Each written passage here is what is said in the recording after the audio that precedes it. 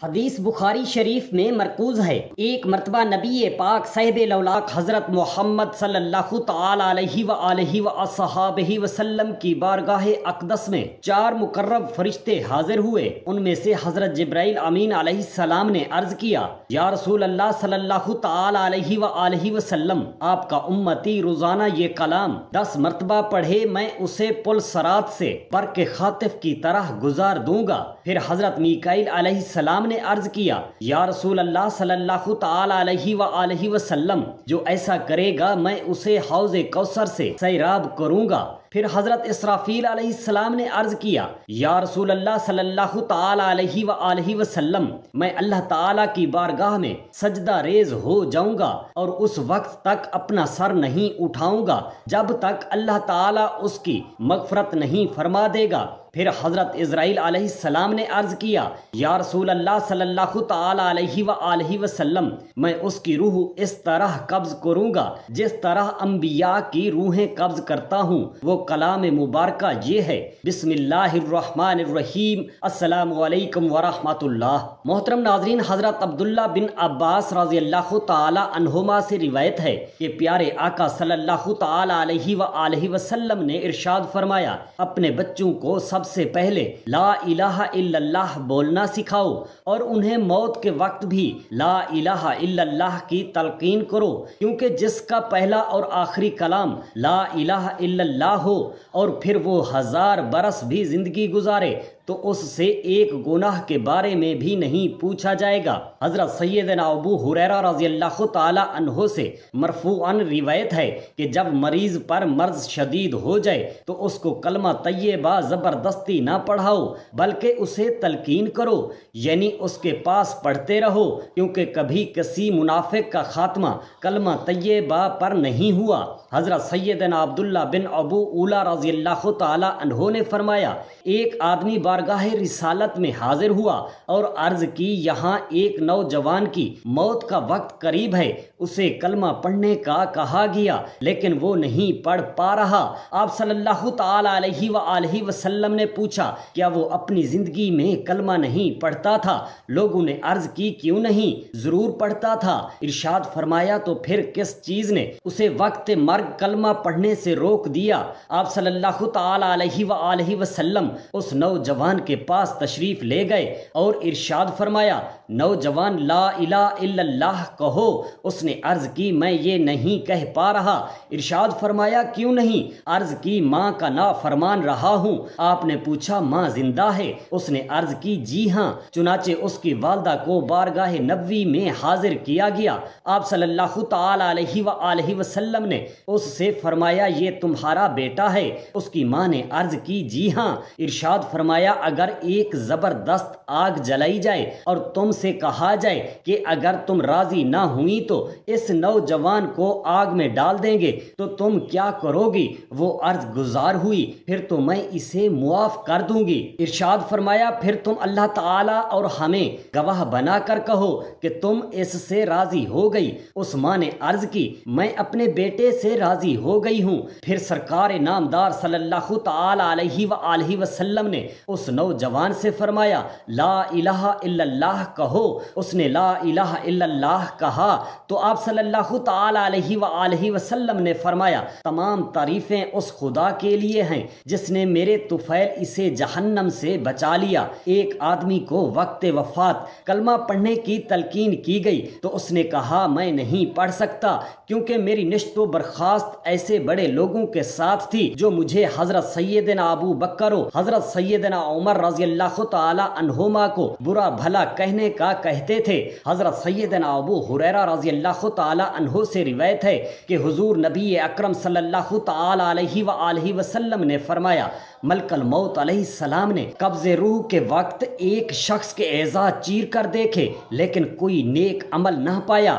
پھر اس کا دل چیر کر دیکھا تو اس میں بھی کوئی بھلائی نہ پائی، پھر جبڑے چیرے تو اس کی زبان کی نوک سے چھٹی ہوئی پائی، گویا وہ لا الہ الا اللہ کہہ رہا تھا۔ بس اس کلمہ توحید کی بدولت اس کی مغفرت کر دی گئی۔ جب بندے کی موت کا وقت آتا ہے تو بائیں جانب والا فرشتہ دائیں جانب والے فرشتے سے کہتا ہے ذرا نرمی کر، دائیں جانب والا کہتا ہے نہیں کروں گا، ہو سکتا ہے یہ سختی دیکھ کر کلمہ طیبہ پڑھ لے تو میں اسے لکھ لوں۔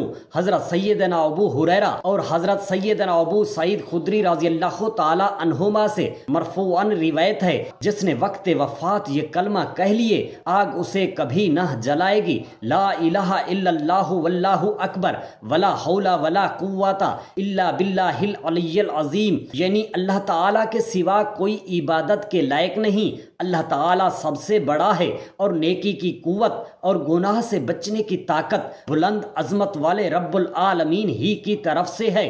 حضرت سیدنا سعد بن ابی وقاص رضی اللہ تعالی عنہ سے روایت ہے کہ حضور نبی رحمت شفیع امت صلی اللہ تعالی علیہ وآلہ وسلم نے ارشاد فرمایا کیا میں تمہیں اللہ تعالیٰ کا اسم اعظم نہ بتاؤں؟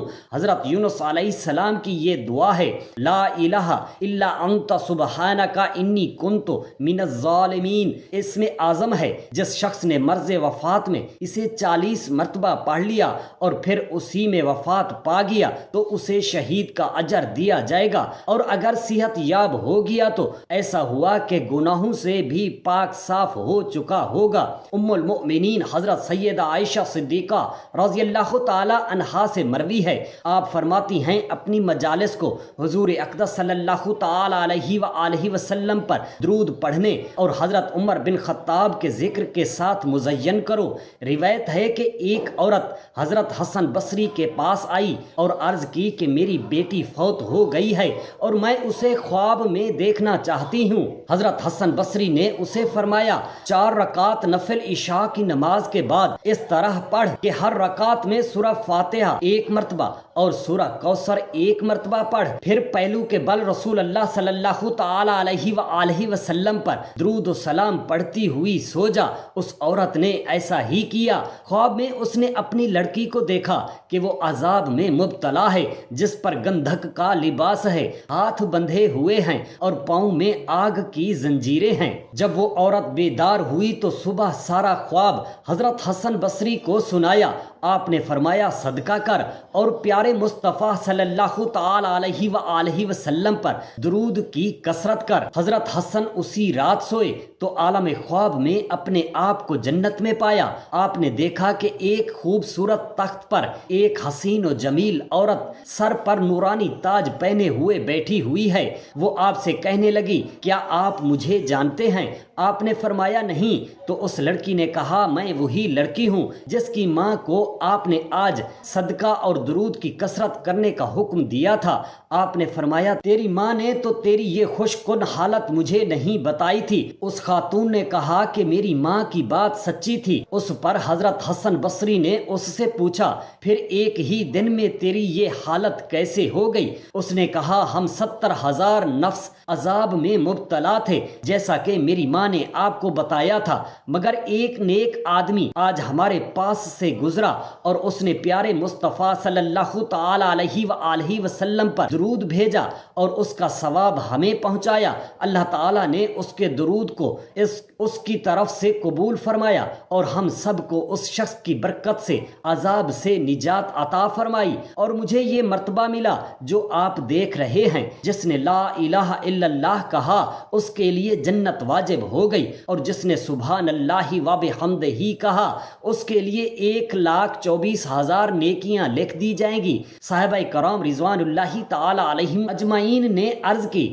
یا رسول اللہ صلی اللہ تعالی علیہ وآلہ وسلم تب تو ہم میں سے کوئی آدمی ہلاک نہ ہوگا؟ تو ارشاد فرمایا کہ کیوں نہیں، تم میں سے کوئی آدمی اپنی اتنیاں نیکیاں لے کر حاضر ہوگا کہ اگر وہ پہاڑ پر رکھی جائیں تو اس پر بھاری پڑ جائیں گی، پھر جو نعمتیں اسے عطا کی گئیں وہ لائی جائیں گی تو وہ سب نیکیاں چلی جائیں گی، یعنی ان نعمتوں کے بدلے میں پھر اللہ تعالیٰ اس کے بعد اپنی رحمت سے احسان فرمائے گا۔ جو آدمی اس حال میں اللہ تعالیٰ سے ملا کہ وہ اس بات کی گواہی دیتا تھا کہ اللہ تعالیٰ کے سوا کوئی معبود نہیں اور حضرت محمد صلی اللہ علیہ وسلم اللہ تعالیٰ کے رسول ہیں، تو وہ جنت میں داخل ہوگا۔ لا الہ الا اللہ ایسا کلمہ ہے جو اللہ تعالیٰ کے ہاں بہت معزز ہے، اور اس کے لیے اللہ تعالیٰ کے ہاں ایک خاص جگہ تیار کی گئی اور سجائی گئی ہے۔ جس نے سچے دل سے یہ کلمہ مبارک کہا وہ جنت میں داخل ہوگا، اور جس نے جھوٹ موٹ کا کہا تو اس نے اپنا خون اور مال محفوظ کر لیا۔ اللہ تعالیٰ سے اس طرح ملے گا کہ اللہ تعالیٰ اس کا محاسبہ فرمائے گا۔ حضور نبی کریم صلی اللہ تعالی علیہ وآلہ وسلم نے فرمایا، میں اپنی امت کی سفارش کرتا رہوں گا اور سفارش کرتا رہوں گا کہ میری سفارش قبول کی جاتی رہے گی، حتیٰ کہ میں کہوں گا اے میرے پروردگار، جنہوں نے لا الہ الا اللہ کہا ان کے معاملے میں میری سفارش قبول فرما، تو فرمایا جائے گا کہ یہ آپ کے لیے نہیں ہے اور نہ ہی کسی اور کے لیے ہے، یہ تو فقط میرے ذمہ کرم پر ہے۔ تو جس نے بھی لا الہ الا اللہ کہا وہ سب دوزخ سے نکال لیے جائیں گے۔ جو بندہ بھی ایسا فوت ہو کہ وہ گواہی دیتا ہو کہ اللہ تعالیٰ کے سوا کوئی معبود برحق نہیں اور میں اللہ تعالیٰ کا رسول ہوں، اور اس بات میں وہ قلبی ایمان رکھتا ہو، تو وہ جنت میں داخل ہوگا۔ فرمایا اے بلال رضی اللہ تعالی عنہ،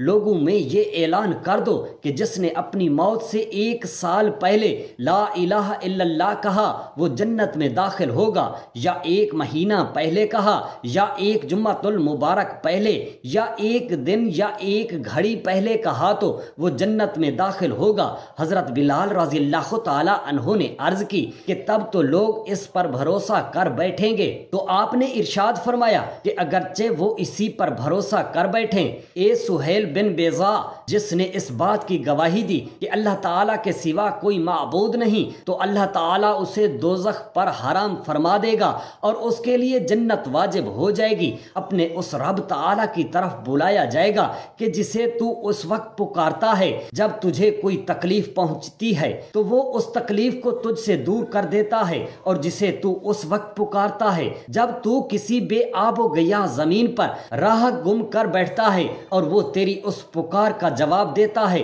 اور جسے تو اس وقت پکارتا ہے جب تجھے قحط آ لیتا ہے تو وہ تیرے لیے پیداوار اگاتا ہے۔ مروی ہے کہ ایک نبی علیہ السلام نے حضرت ملک الموت علیہ السلام سے پوچھا، تمہارا کوئی قاصد نہیں ہے جس کو اپنے آنے سے پہلے بھیج دیا کرو تاکہ لوگ موت سے ڈر جائیں؟ حضرت سیدنا ملک الموت علیہ السلام نے جواب دیا، با خدا میرے پاس کثیر قاصد ہیں، مثلا بیماریاں، بالوں کی سفیدی، بڑھاپا، دیکھنے سننے میں فرق آ جانا۔ جب کوئی ان میں سے کسی میں مبتلا ہو کر نصیحت نہیں پکڑتا اور نہ ہی توبہ کرتا ہے تو میں اس کی روح قبض کرتے وقت اسے پکار کر کہتا ہوں، کیا میں نے یکے بعد دیگرے تیرے پاس قاصد اور ڈرانے والے نہیں بھیجے تھے؟ بس اب میں آخری قاصد ہوں، میرے بعد کوئی قاصد نہیں، اور میں آخری ڈرانے والا ہوں، میرے بعد کوئی ڈرانے والا نہیں۔ جب آدمی کسی بیماری میں مبتلا ہوتا ہے تو حضرت سیدنا ملک الموت علیہ السلام کا قاصد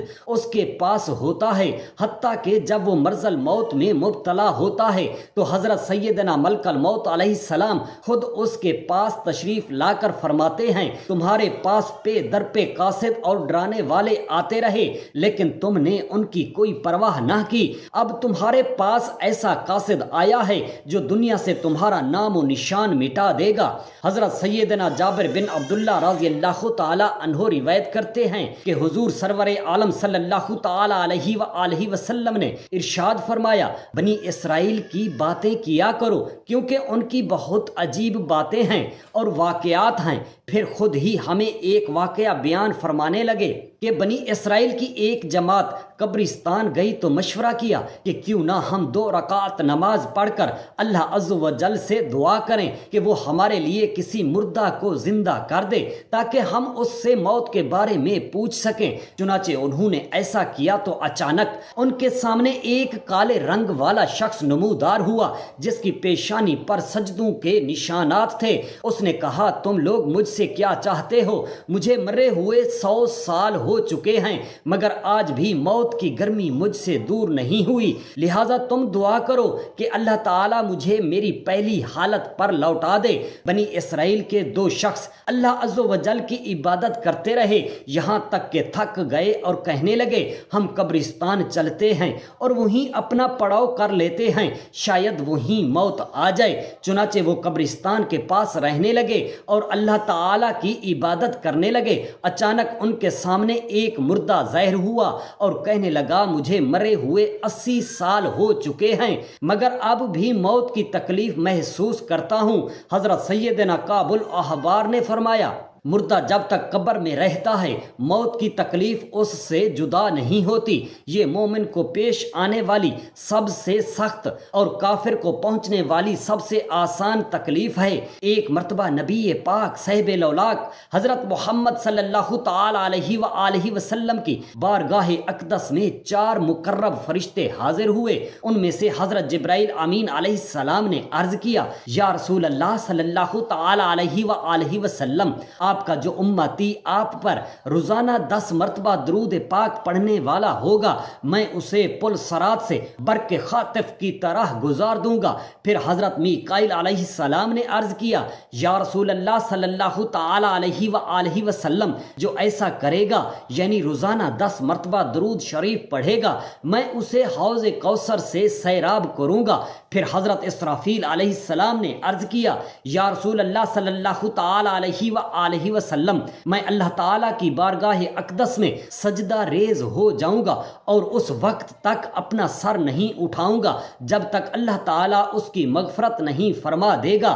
پھر حضرت عزرائیل علیہ السلام نے عرض کیا یا رسول اللہ صلی اللہ تعالی علیہ وآلہ وسلم، جو آپ پر 10 مرتبہ درود شریف پڑھے گا میں اس کی روح اس طرح قبض کروں گا جس طرح انبیاء علیہ السلام کی روحیں قبض کرتا ہوں۔ خدا تعالیٰ نے جب حضرت آدم علیہ السلام کا جسم مبارک تیار کیا تو فرشتوں نے ایک نئی شکل و صورت دیکھ کر تعجب کا اظہار کیا اور آپ کی خوبصورتی کو دیکھ کر بہت خوش ہوئے۔ شیطان نے جو آپ کو دیکھا تو کہنے لگا بھلا یہ کیوں پیدا کیا گیا ہے؟ پھر فرشتوں سے کہنے لگا اگر خدا نے اسے ہم پر ترجیح دے دی تو تم کیا کرو گے؟ فرشتوں نے کہا ہم اپنے رب تعالیٰ کا حکم مانیں گے۔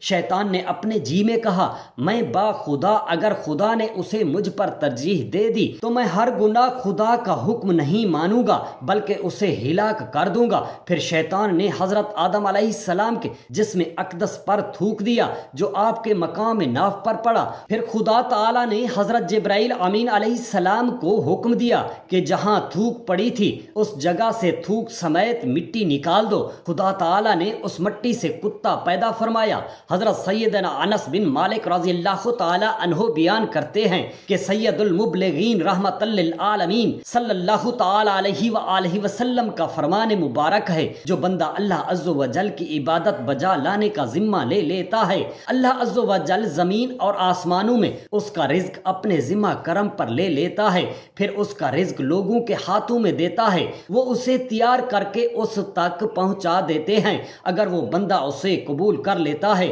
تو اللہ عز و جل اس پر شکر واجب کر دیتا ہے، اور اگر وہ اسے قبول نہیں کرتا تو رب تعالیٰ وہ رزق ان محتاج بندوں کو دے دیتا ہے جو اس کا رزق لے کر اس کا شکر بجا لاتے ہیں۔ اللہ تعالیٰ سے دست ادب دعا کرتے ہیں میرے تمام مسلمان بہن بھائیوں کو اور ان کے بچوں کو درود شریف پڑھنے والا اور اس قربانی پاک فریضے کو صحیح طریقے سے عمل کرنے والا بنا دے، آمین یا رب العالمین، جزاک اللہ خیرن کثیرا۔